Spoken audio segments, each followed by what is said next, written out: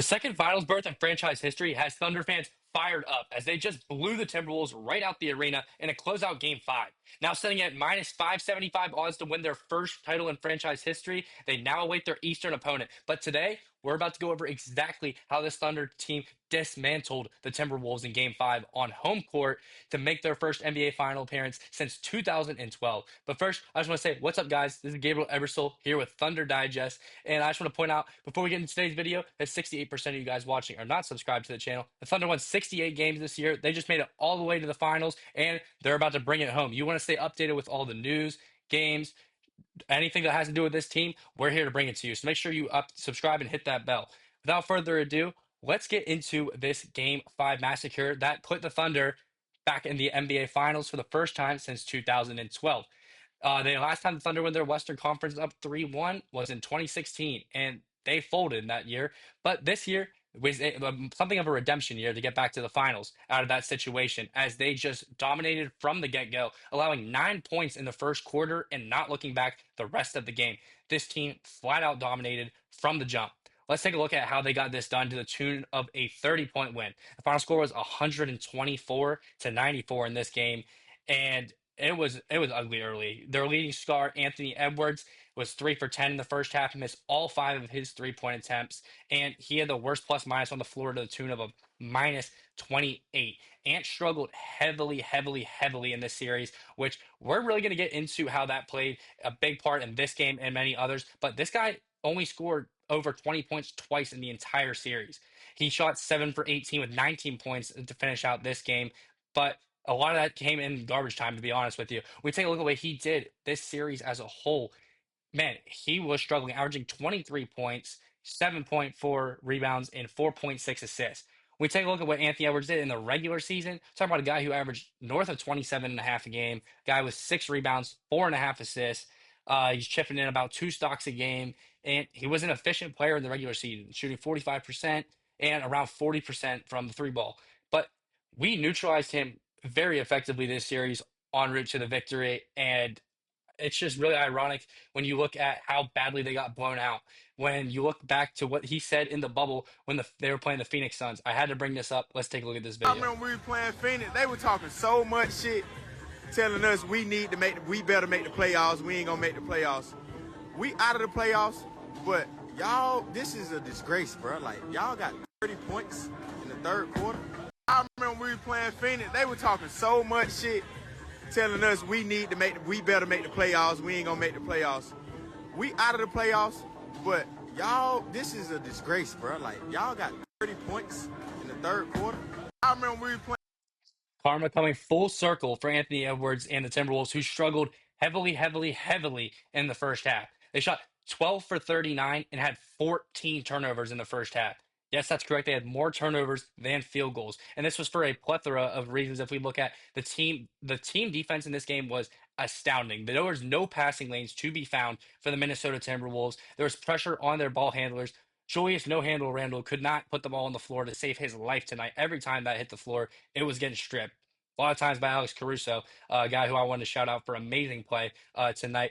But let's take a look at the big three and how they helped establish this. I dropped a video 2 days ago about how the big three's impact in game four was terrifying the NBA, and they came through again tonight to the tune of a huge blowout victory. And we're going to get into what each player did specifically. Let's take a look first at the reigning MVP, Shai Gilgeous-Alexander, who just added another trophy to his resume and another accolade to this season specifically by winning the Irvin Magic Johnson Western Conference Finals MVP award. We take a look at what Shai did for this series. He averaged 31 and a half a game. His efficiency is a little bit down for him to 46, but for a guard, still pretty good.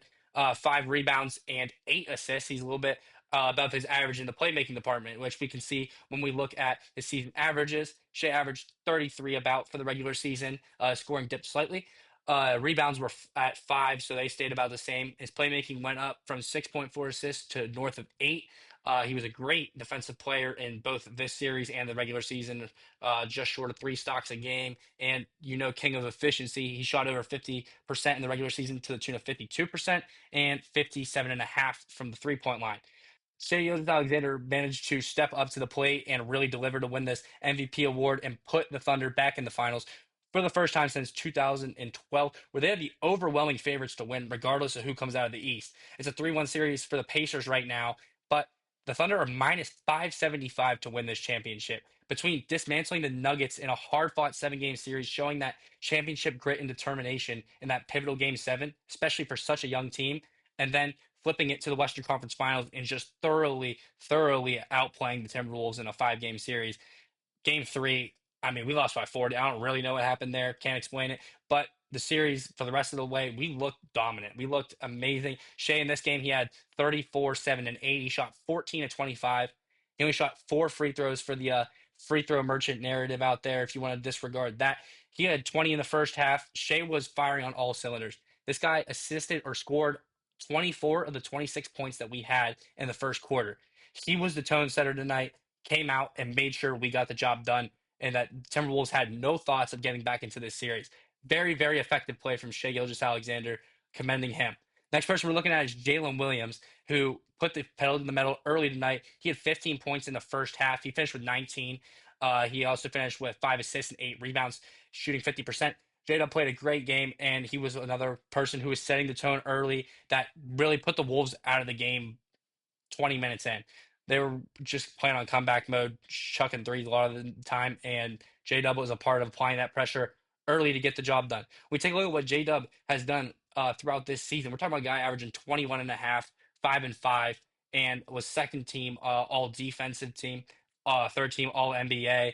This is a guy who is blossoming into that second star role alongside Shai. He's able to take on the role as the primary ball handler when he's off the court. He's able to play with him when he's on the court. And this the 12th overall pick is from the 3 years ago is shining bright right now. But who is he shining alongside? None other than the second overall pick from the same draft, Chet Holmgren. Another great game from Chet we saw tonight. This dude had 15 points in the first half as well. He knocked down 2 threes. He shot over 50%, chipped in 7 rebounds, 3 blocks for the second game in a row. Chet got it done, doing what the center's supposed to do for this team: stretch the floor, rebound the basketball, protect the paint. That's been his forte all season. That's what this team has needed. And he has delivered time and time again. And he just delivered once again at the highest level. So we're commending Chet. But not only that, but I want to mention that Chet has really stepped his game up this postseason. We take a look at his regular season averages. He was averaging 15, 8, and then 2 assists and 2 blocks. Chet in the postseason has really made it regular to get double doubles, made it regular for him to score in the 20-point range. And that has played a big part in boosting this team's ceiling for this playoff run. I think that Chet has a shot to win maybe the Finals MVP if he's able to hold down the paint the same way he has been if we play against the Pacers, because he's a team that he can average 15 rebounds against if he stays disciplined boxing out, something that I think he's had a little bit of trouble with, but he's getting better at as this has went on. I think Jokic has really sharpened him up in that area, and Daigneault's called him out in that offensive rebounding area from the Nuggets series. They improved heavily on it this series. The Timberwolves finished this game with 21 turnovers. They were struggling mightily in this game. They could not get shots to fall. They shot 27% in the first half. This game was effectively over by halftime. And it sent the Thunder back to the finals. And for a team that blew that 3-1 lead, yes, it was the 73-9 Warriors, and the Timberwolves just weren't on that level. But any doubt can creep in once they take that game on the road and they're going home in game 6. We did a phenomenal job of shutting them out with our star players, our bench players, every single piece of the puzzle. Let's take a look at the final box score. Let's bring it a little bit bigger here. And we can see great numbers in the plus minus category, right? We see J Dub leading the team in the plus minus, tied with Cason Wallace off of the bench, playing 24 minutes. But when you look at his the box score, not a lot of stats for Cason, but he was playing great minutes out there. 24 minutes to that, tied with Alex Caruso, who I saw out there affecting the game heavily early. Caruso was getting steals off of Randall. He shoveled a free dunk to Shai, just because that's the vibes of this team. We were absolutely dominating them early. Caruso got the most free throws off for the team. He was getting to the rim, creating pressure, and he also got 4 steals off of the bench. When you look at this, they had 20 turnovers. We had 14 steals. These are forced errors that we're making this, and we're making this team look a lot worse than they are. The Timberwolves were a solid team coming into this, but we made them struggle throughout this series. We made them struggle, and we made them struggle hard. Lou Dort, another player I want to mention, 4 for 10 from 3. He's doing his job, playing defense and hitting that open 3 ball to make sure they can't double. A lot of guys on this team are doing their job. What you see is Hart only played 17 minutes, but effective minutes at that. 4 for 5. He's dropping in 2 blocks, getting some 5 rebounds in there. Like these are effective minutes by everyone across the board. This is the depth that takes a team to the finals. This is the depth that wins a team a championship. The Thunder are now in a position to do exactly that after wrapping up Game 5 in a dominant fashion. I am so ecstatic this team has returned to the finals for the first time since I almost started watching basketball back in 2012. And let's hope that this time they can run it all the way for the first championship in franchise history. Game 1 is going to be coming up pretty soon after, but we got to see who comes out of this Pacers Knicks series, man. Who our opponent's going to be. I'm going to be watching closely tomorrow, scouting that game out. But in the meantime, Thunder got to rest up, get ready for this series, and close this season out to become one of the greatest teams of all time. They had tied for the fifth most wins in the regular season, and if they cap that off with a championship, there's no reason they shouldn't be regarded with the MVP, with an All NBA player on top of that, 2 defensive players. I think Lou Dort should have been at least a Defensive Player of the Year finalist, if not won it. But nonetheless, the depth of this team, a historic team, if they're able to go finish this job, they got to go punctuate this season. We're going to see if they can do it. This has been Gabriel Ebersole with Thunder Digest. Happy to break down one of the best wins in Thunder basketball history. I'll see you guys in the next one.